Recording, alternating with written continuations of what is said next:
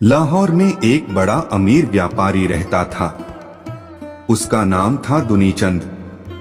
उसे अपने धन का बड़ा घमंड था। उसने अपने पिता का श्राद्ध करने की बड़े जोर शोर से तैयारी की। इसके लिए उसने बहुत बड़े ब्रह्म भोज का आयोजन किया। ब्रह्म भोज के लिए उसने बहुत से ब्राह्मणों, साधुओं, संतों को न्योता दिया। उन्हीं दिनों गुरु नानक जी और मर्दाना भी लाहौर आए हुए थे।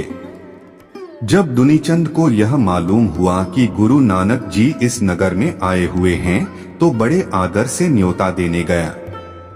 वह बोला, गुरुजी, मैं अपने पिता का श्राद्ध कर रहा हूँ। इस अवसर पर मैं बहुत से ब्राह्मणों, साधुओं, संतों को भोजन करा रहा हूँ। आप भी मेरे घर भोजन करने के लिए आइए। गुरुजी ने पूछा, इतने लोगों को भोजन तुम क्यों करा रहे हो? दुनीचंद ने कहा, गुरुजी, पुरोहित लोग कहते हैं कि जो पुण्यदान मैं यहाँ करूँगा वह परलोक में बैठे मेरे पितरों को मिलेगा। जो भोजन मैं ब्राह्मणों को दूंगा उससे परलोक में बैठे मेरे पिता की भूख मिटेगी। गुरु नानक जी उसकी बात सुनकर मुस्कराए और उसके साथ हो लिए। जब गुरुजी और मर्दाना दुनीचंद की हवेली पर पहुँचे तो उन्होंने देखा कि हवेली के दरवाजे पर बहुत सी झंडियां लटकी हुई हैं। उन्होंने पूछा, दुनीचंद, तुमने ये झंडियां क्यों लटकाई हैं? दुनीचंद ने बड़े गर्व से उत्तर दिया, गुरुजी, ये झंडियां मेरी दौलत की सूचना देती है। एक झंडी का मतलब है 1,00,000 रुपया।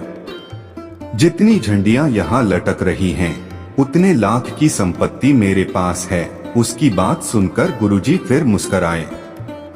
जब श्राद्ध का आयोजन समाप्त हो गया और गुरुजी तथा मर्दाना सेठ दुनीचंद से विदा लेने लगे तो गुरुजी ने उससे कहा, दुनीचंद, मैं तुम्हारे पास अपनी एक धरोहर रखना चाहता हूँ। मैं तुम्हें अपनी एक सुई देता हूँ। यह मुझे बहुत प्रिय है।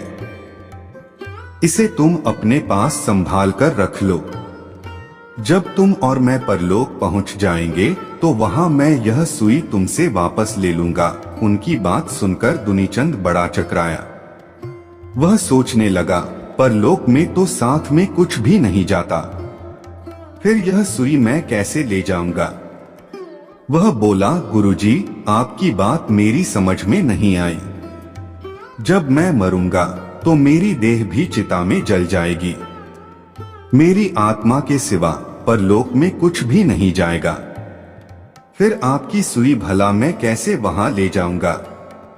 देखो, अभी तुम कह रहे थे कि जो भोजन तुम यहाँ पुरोहित को खिला रहे हो वह परलोक में तुम्हारे पिता के पास पहुंच जाएगा। जी गुरुजी, दुनीचंद बोला। गुरुजी ने कहा, जब एक छोटी सी सुई परलोक नहीं जा सकती तब इतना भोजन परलोक में बैठे तुम्हारे पिता को कैसे मिलेगा?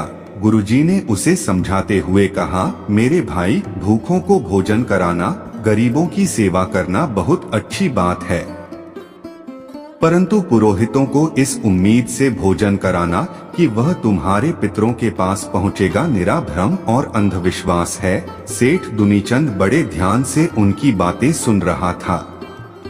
गुरुजी ने फिर कहा, तुम्हें अपने धन का बड़ा अभिमान है, परंतु तुम स्वयं कहते हो कि मरने के बाद साथ नहीं जाता। जब तुम यहाँ से एक छोटी सी सुई भी अपने साथ नहीं ले जा सकते तो अपने धन का इतना मान क्यों करते हो? गुरुजी की बातें सुनकर दुनीचंद के अंदर की आंखें खुल गईं। उसे अपने धन, अपने अभिमान की निरर्थकता का पता लग गया। उसने गुरुजी के चरणों पर झुककर कहा, गुरुजी, मुझे बताइए कि मैं क्या करूं? गुरुजी ने कहा, अपने धन का सदुपयोग करो, इससे निर्धनों की सहायता करो, इसे लोक कल्याण के कामों में लगाओ। दुनीचंद ने ऐसा ही किया।